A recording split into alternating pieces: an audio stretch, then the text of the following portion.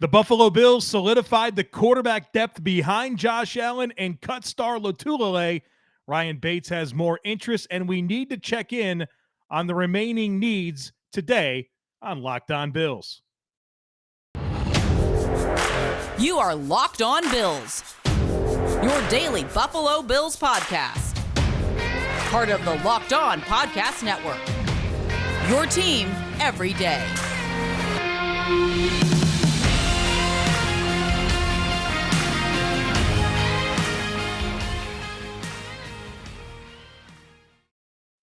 What's up, Bills Mafia? It's Joe Marino from the Draft Network, and I'm your host of Locked On Bills. Happy Monday to you, and thank you for making Locked On Bills your first listen every day, or if you're joining us on YouTube, your first watch every day. Today's episode is brought to you by BetOnline. BetOnline has you covered this season with more props, odds, and lines than ever before. BetOnline, where the game starts. The Buffalo Bills figured out the backup quarterback situation. That's going to be our lead story today. Then we'll get into the Bills' decision to move on from Star Lotulelei. They signed Markell Lee. Ryan Bates has some interest, and I'd like to check in on the remaining needs for Brandon Beane to address this offseason. But the big news, the Bills solidified the backup quarterback deal. And before we talk about exactly what the Bills did to shore up the quarterback depth, let's talk about why the backup quarterback spot is critical for every single NFL football team, even the Buffalo Bills that have Josh Allen as the starter. The expectation isn't that there isn't a drop-off when your backup quarterback has to play and your starter goes down. The expectation isn't that your season remains perfectly on track if your starter is lost for the season and you aren't screwed. It is about two things: offering a caliber of play that can keep you in it for a few weeks. That's a big deal. If your starter goes down for 2, 3, 4 games, you want somebody that can come in and play at a reasonable level that gives your team a chance. Because the difference could be, if your starter's down for 4 games, if you could find a way to go 2-2 in that stretch as opposed to 0-4 or 1-3, that could be the difference in winning the division or not. Could be a difference in being the 1 seed or not. There are massive implications. You want somebody that could come in and play at a reasonable level. But it's really even more about what the quarterback room as a whole does for your starter. Your starting quarterback goes out there and executes. And a big part of them being able to do that is the support that they get from the room in game planning, the film room, during practice, and on the sidelines during the game. Starters' performance relies heavily on the support of the other quarterbacks that are in the room. And the Bills were in a great spot last year with Mitchell Trubisky and Davis Webb behind Josh Allen. Trubisky on the active roster, Davis Webb on the practice squad. I recently spent some time with Davis Webb's personal QB coach, Tony Racioppi. We sat down, and he told me all about how Davis Webb is the smartest quarterback he's ever been around. He said he's the best quarterback he's ever been around on the whiteboard and in the film room of anyone he's been around. His departure is significant. It's not that he was going to come in and play at a certain level that the Bills offense would just keep humming with him playing on the field. It's what he meant to Josh Allen on the sideline. And of course, during practice and in the game planning and film sessions. That doesn't mean that Josh Allen needs a mentor, but it's about how this room works together so that Josh Allen can go out there and execute. So shoring up the quarterback room was a critical need for the Bills this offseason, and I really like how they accomplished it. And the way they did that was trading for Case Keenum from the Cleveland Browns. and they're going to bring in Matt Barkley. So let's talk about those two things. First of all, Case Keenum, he's going to be the QB2. He's your legit backup, rostered, going to dress on every game day quarterback. If Josh Allen goes down, Case Keenum comes in. So the Buffalo Bills sent a 7th-round pick, number 246 overall. Their later 7th-round pick, the Bills had 2 7th-round picks. They sent the later pick, not the Falcons 7th-rounder that Buffalo acquired in the Lee Smith deal, to the Cleveland Browns in exchange for quarterback Case Keenum, who is entering his 10th NFL season, 34 years old. He turns 35 next February, so he just turned 34.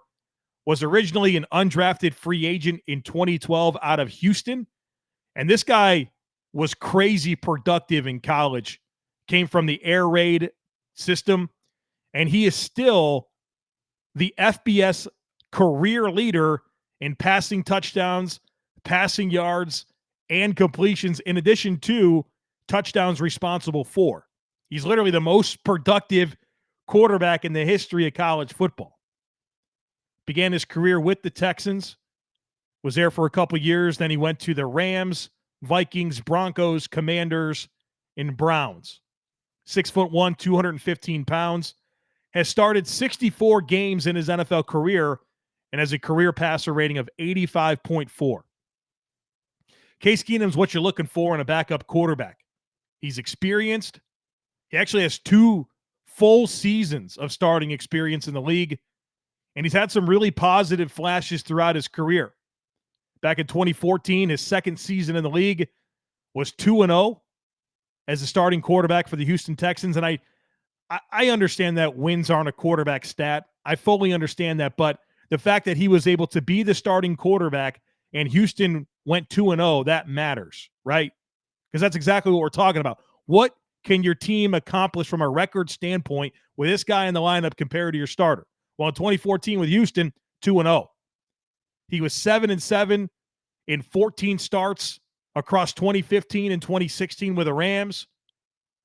And then 2017 was the year that he's really known for with Minnesota. He was 11-3 as a starter. Minnesota won the NFC North, and they actually won a playoff game. They had a bye, and then they beat the New Orleans Saints in the divisional round in the Minneapolis Miracle, where Keenum threw that game-winning touchdown pass to Stephon Diggs. They win the game on the last play of the game, one of the craziest finishes you'll ever see. They sent the Saints home, and they go on to the the NFC Championship game. Of course, they lost to the Eagles, but he was able to step in, win a playoff game, win the division. They went 11-3 with him as a starting quarterback. 2017, 14 starts, completed 67.6% of his passes, 3,547 yards, 22 touchdowns, 7 interceptions, and a passer rating of 98.3. So that success that he had with Minnesota led to him being signed by the Denver Broncos in 2018 to be their starting quarterback. Like, hey, come on over. You're our guy. You're our starter. Denver went 6-10, and Keenum was okay. Completed 62.3% of his passes, 3,890 yards, 18 touchdowns, 15 interceptions, and a passer rating of 81.2. Then he goes to Washington, and look, he didn't win many games with Washington in 2019, but he played reasonably well in a tough spot with a bad supporting cast.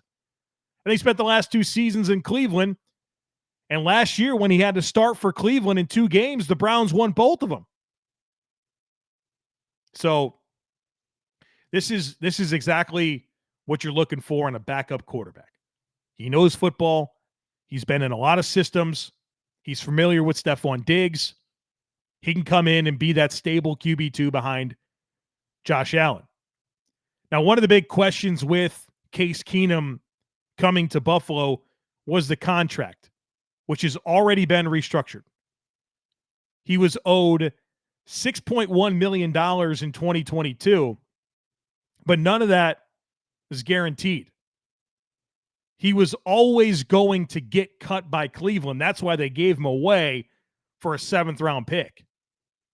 According to Field Yates of ESPN, Keenum's base salary goes down from 6.1 to 3.5 million, which really falls in line with what he probably would have received on the open market.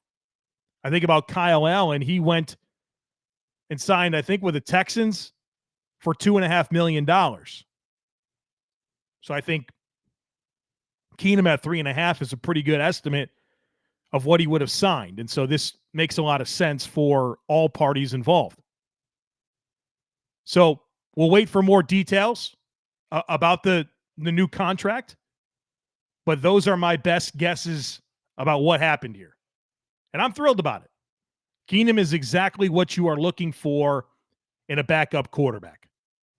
I want to talk about Matt Barkley here in just a moment, but first, we do talk a lot about Built Bars on this podcast, the world's best tasting protein bar. But have you tried the Puffs? If you haven't, then you're missing out on one of Built Bar's best tasting bars. Puffs are the first ever protein-infused marshmallow. They're fluffy, they're marshmallowy, they're not just a protein bar. They are a treat, and they're covered in 100% real chocolate because all Built Bars are covered in 100% real chocolate. And most Built Bars, they're healthy for you. They contain 130 calories, 4 grams of sugar, 4 net carbs, 17 grams of protein, and they've got a ton of great flavors, including mint brownie, coconut, raspberry, peanut butter brownie, and new flavors are coming out all the time. And at Built Bar, it's all about taste. They make it taste great first, then they figure out how to make it healthy, and I don't know how they do it, but they pull it off every single time.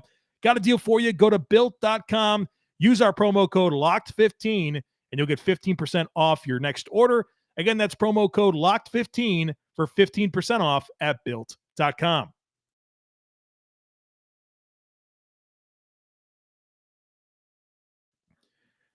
So Case Keenum traded for. He's your backup quarterback to Josh Allen. And the Bills are also bringing back Matt Barkley. This courtesy of Joe Buscaglia of The Athletic.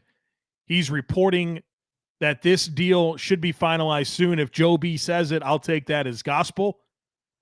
And so Matt Barkley comes back to Buffalo after 1 year away. I mean, even Matt Barkley has posted on social media about the Bills, and it was basically him saying Buffalo with him against the Steelers, twirling around that jacket. It really looks like he's coming back. And I don't need to spend a lot of time here telling you about Matt Barkley and who he is as a player. He was with Buffalo for 3 seasons. And in those 3 seasons, I repeatedly said, your football team is too good to be one snap away from Matt Barkley being your starting quarterback. And so I like that Matt Barkley is back as the QB3 and not the QB2. Love Matt Barkley as your QB3. Absolutely love him in that role, but he cannot be the guy that your team is one snap away from having to put into the lineup. He's just too limited of a player to do that. In his year away from the Bills, he bounced around. He was on 3 different teams: the Titans, the Panthers, and the Falcons. And I'm pretty sure he actually played against the Bills 3 times last year when he was on Tennessee, Carolina, and Atlanta. Now he's back after 1 year. And I remember when he left, Brandon Beane said in a press conference that the Barkleys, including his wife, have been a blessing to Buffalo. But I think it was a realization that they needed to do better at backup quarterback behind Josh Allen. And they did. They signed Mitchell Trubisky. But with Trubisky now with the Steelers, Matt Barkley just kind of bouncing around off practice squads. You have the opportunity to bring him back into your building, likely put him on the practice squad, and he's just another addition to this room, just like we talked about at the very beginning of this podcast. He's going to help be part of that room. He's got a great relationship with Josh Allen. They're tight, and he can really help with the preparation component of playing quarterback for Josh Allen. This is your Davis Webb replacement. I can tell you that Davis Webb, he was offered the Bills quarterbacks coach job, and he chose to continue playing, and he signed with the Giants. I mean, that's how important Davis Webb was to this quarterback room for Josh Allen. So they don't get Davis Webb. kind of works out. They signed Joe Brady to be the quarterback's coach, which I really like. You have a natural succession plan in here. If Ken Dorsey, hits a home run as OC of the Bills, and in 2 or 3 years he's an NFL head coach, well, guess what? Joe Brady's waiting in the wings to be your offensive coordinator. So I like the little pipeline that they got brewing here. But Matt Barkley coming back helps ease the loss of Davis Webb. So like I said, Matt Barkley, a wonderful QB3 practice squad guy. He just can't be your QB2. And in this scenario, he's not. All right, so really like what Brandon Beane did with this quarterback room. And there's more to get to. The Bills made other transactions since we last spoke. The next big thing, I guess, would be the cut of Star Lotulelei. It's a move that seemed inevitable after the Bills signed Tim Settle, Daquan Jones, and Jordan Phillips to move on from Star. And the question with Star was more about, is he going to retire, or if the Bills should just cut him, and whether if they cut him, it should be an outright cut or designate him as a post-June 1st release. Now, the Bills chose to cut him outright. And the big difference was the amount of cap space you free up for this year. They free up $1.5 million now. If there would have been a 6-1 release, they would have freed up a little over $4 million. But the difference there is you eat all of the dead money on Star's deal this year instead of pushing some of it to 2023. So the good news is they ripped the Band-Aid off. They don't have to push any of this into 2023. It's all taken care of right now. So this contract, this Star Lotulelei contract, it's not going to go down as a win for Brandon Beane.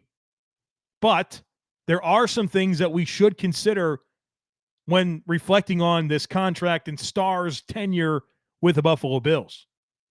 First of all, let's go back to when he was signed in 2018. This team was in a different place.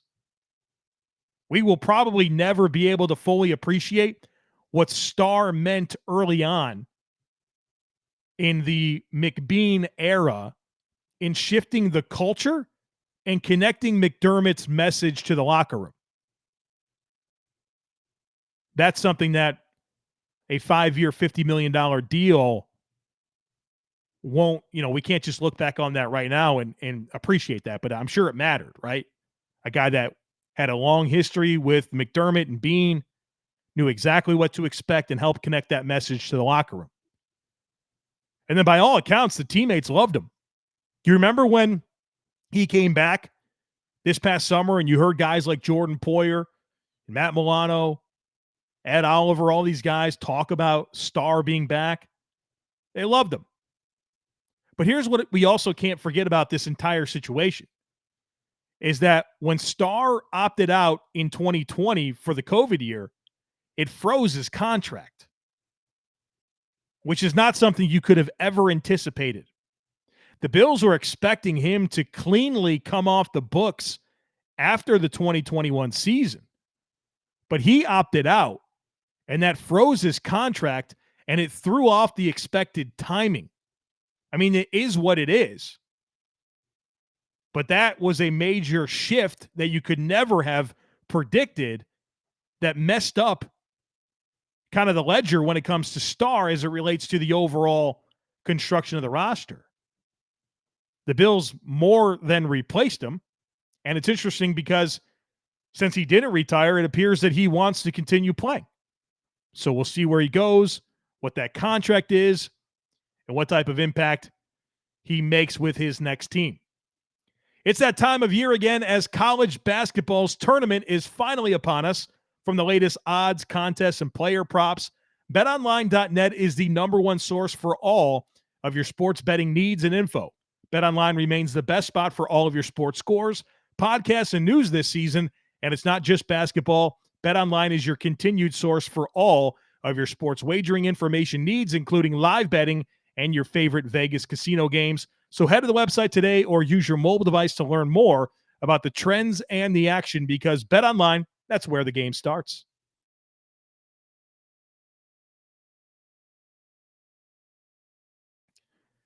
So the Bills cut Star Lotulelei, but they signed a linebacker here in Markell Lee, another familiar name, signed him to a 1-year deal. He spent last offseason with the Bills, and then he didn't make the roster. He was part of the final cuts at the end of the camp. A 5th-round pick of the Raiders. He went back to the Raiders after he was cut by the Bills, and now he's back to Buffalo. Last year for Vegas, he appeared in 11 games, and he was a 4-phase special teams player, and he graded out very, very well. He's been in the league since 2017, started 6 games as a rookie, 10 more in his second season, but he's mostly been a special teams guy, and he's performed well on special teams. 6'3", 245 pounds, 26 years old, gives you special teams upside, and I think he's a pretty clean projection to be the backup Mike linebacker behind Tremaine Edmonds. Like that's the role that I would envision for him. I don't think he's really a Matt Milano replacement in terms of if it got to that point, right? This is more of an inside linebacker, which is good because you look at the Bills linebacker depth, and I think of Dotson more as a Milano replacement. Andre Smith is a little bit of both. Tyler Medikevich, you don't want that guy on the field on defense. Joe Giles-Harris is a bit more of a Mike, and so this gives you another option as a Mike who's actually started some games in the league. Now, I'd be lying if I didn't at least give some thought to this signing, opening the door for the Bills to move on from Tyler Medikevich, who could free up another $3 million with his release if the Bills needed it. Now, I'm not predicting that happens, but it's at least a contingency if they have to. It's something that has at least crossed my mind. So we'll see how this all sorts out. You know, I know they love Medikevich. Means a lot for the special teams unit. One of the best special teamers in the league. And so I don't think they're eager to move on from him. But if it really came down to it and they had to do something, it's nice to have a guy like Markell Lee in your back pocket if you needed to replace Medikevich on the roster. Let's talk about Ryan Bates. The Bills' starting left guard was a big part of the offensive line kind of coming into its own late in the season. And we know that he's a restricted free agent. The Bills gave him the low tender, and he's free to meet with other teams. And the Bills have the opportunity to match any contract that another team signs Ryan Bates to. And if they don't match it, he'll go play for that other team, and the Bills won't get anything in return. So we've already talked about how he had a meeting with the Minnesota Vikings. And there's reports that he's meeting with the New England Patriots and the Chicago Bears. So there is a lot of interest here in Ryan Bates. You guys know I want him back. I was excited when they got Ryan Bates originally, trading Eli Harold for him. And he's been a really nice backup and really helped this offensive line last year. I thought he was in line to be a starter. But as much as I want Bates back, I'm not going to freak out about this. Guard is a non-premium position, and I feel very comfortable that the Bills can find an answer, if they have to, in free agency or the draft. They have a great offensive line coach in Aaron Kromer, one of the best in the league. Again, I want Bates back. I like him a lot. And he doesn't have an offer yet as of the recording of this podcast, but there are ways to replace him. There will be starting caliber options in the first round at pick 25 and the second round at pick 57. What's interesting is that when you think about Brandon Beane's track record at guard, it's quite interesting. He hasn't really ever put major resources into that position outside of this year when he signed Roger Saffold. He's only drafted 2 guards. Wyatt Teller in the 5th round, Jack Anderson in the 7th round. And then he gave modest contracts to guys like Quentin Spain, John Feliciano, Brian Winters. Maybe you're thinking about Cody Ford. Cody Ford was drafted as a tackle, so that doesn't really count in this guard resume that we're talking about. So I'm curious to see what happens here. I definitely want Ryan Bates back, but my panic level is low. again, you might have to find a starter. I don't love the idea of Cody Ford, although I do think he's going to be in the mix.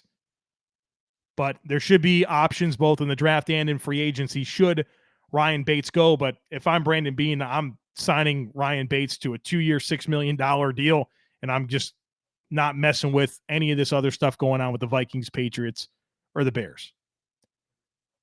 So the Bills had a busy week last week, right? Busier than I even thought it was going to be. It's fun, right? Checked a lot of big boxes. Interior defensive line. Edge. Von Miller's a Bill. Backup quarterbacks taken care of. Tight ends taken care of. Tight end 2. And of course, Roger Saffold solidifies one of the guard spots. Still work to be done, folks. Need a starting cornerback, right? Trey White probably going to be back, I guess, October, maybe. Average recovery for that injury is about 10 months. Had surgery in December. So you're going to need a starter for a chunk of the season. And that's, again, with Dane Jackson assuming one of those other spots. So you need a corner. I think you need more at receiver. Love Diggs and Davis. I'm excited about Isaiah McKenzie, but let's be real honest about McKenzie. Not a guy that has any consistent stretches of sustained production throughout his career, and the Bills aren't really paying him that much money. And we know how important the slot receiver role has been. I love Isaiah McKenzie against man teams, but what about zone teams where it's more thinking on the fly and adjusting and choice routes? Maybe you want to move Diggs more into the slot. Then you need another outside guy. So I think the Bills need another meaningful receiver here that's probably going to get between 60 and 80 targets. You could accomplish that in the draft, in my mind, but it's another box that they need to check. And then interior offensive line. You could stabilize that by bringing back Ryan Bates, but until that's done, you need a starting caliber option at guard. So 3 big boxes left to check for Brandon Beane in corner, wide receiver, and interior offensive line. And then, of course, punter, right? You gotta figure out how to get better at punter.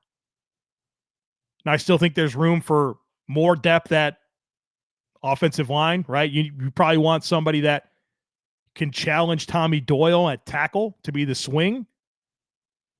So it's been a busy week for Brandon Beane, but he's got more work to do, and I'm anxious to see how this all unfolds here. And, of course, we'll talk about it all on the Locked On Bills podcast. So make sure that you are subscribed. Don't miss anything. Would love it if you took a second to rate, review, and share the podcast. If you're on YouTube, hit like on this video. Leave me a comment. Make sure that you're subscribed. Really appreciate all the growth over on the YouTube channel. And obviously the podcast has been phenomenal for 4 years running, and I appreciate all of the support. This is so much fun, and we got so much more to talk about the rest of the way. Have a great rest of your day, and I look forward to catching up with you again tomorrow.